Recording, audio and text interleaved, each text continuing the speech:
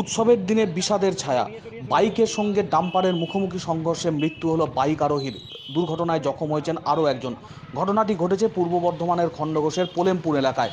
জানা গেছে বাঁধগাছা থেকে পোলেমপুরের দিকে বাইক নিয়ে যাচ্ছিল দুই যুবক। অপরদিকে পোলেমপুর থেকে বাঁধগাছার দিকে আসছিল একটি ডাম্পার। এরপরই নিয়ন্ত্রণ রাখতে না পেরে ডাম্পারের সঙ্গে মুখোমুখি সংঘর্ষ হয় ওই বাইকের। তাতেই মৃত্যু হয় একজনের, অপরজন গুরুতর আহত হয়েছেন। ঘটনা ঘটার পরই স্থানীয় বাসিন্দারা ছুটে আসেন ঘটনাস্থলে। তাদের মধ্যে থেকেই কেউ একজন খবর দেন খণ্ডঘোষ থানায়। তৎক্ষণাৎ ঘটনাস্থলে আসে রায়না এবং খণ্ডঘোষ থানার পুলিশ সহ সিআই এবং অন্যান্য পুলিশ আধিকারিকরা। তারপর ডাম্পারটিকে আটক করা হয়েছে। খণ্ডঘোষ থানার পুলিশ আটক করেছে ডাম্পারটিকে। মৃত বাইক আরোহীর নাম রাহুল শাহ, বয়স 17 বছর বলে জানা গেছে। আহত যুবক শুকুর শাহ, তার বয়স 16 বছর। দুজনই পোলেমপুর পশ্চিমপাড়ার বাসিন্দা বলে জানা গেছে। সার্বিক ঘটনাকে কেন্দ্র করে তুমুল আলোড়ন গোটা এলাকা জুড়ে। উৎসবের দিনেই বিষাদের ছায়া এলাকায়।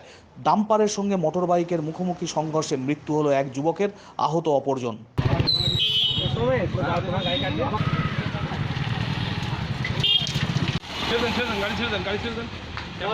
ঘটনাটা ঘটেছিল বানগাজা থেকে পোলেমপুরের দিকে বাইক নিয়ে ওরা আসছিল, আর পোলেমপুর থেকে ডাম্পারটা যাচ্ছিল বানগাছের দিকে বালি নিতে। স্পিডে যাচ্ছে? খুব স্পিডে ছিল। আচ্ছা, তা কোনো রকম একটু ওদিকে চেপে দেয়, ওরা আর গাড়িটা নিয়ন্ত্রণ করতে পারেনি, ডাইরেক্ট যে সামনে মেরে দেয়।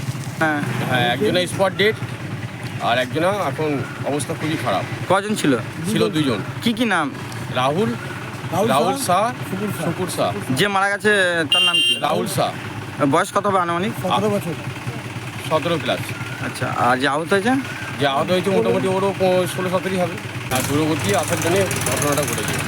গাড়িটা কেনা ধরা পড়েছে। আর গাড়ি হচ্ছে পোলেমপুর। আর যে আহত হয়েছে? যে আহত হয়েছে ওরও বাড়ি পোলেমপুর। কোন পাড়ায়? পোলেমপুর পশ্চিম পাড়ায়।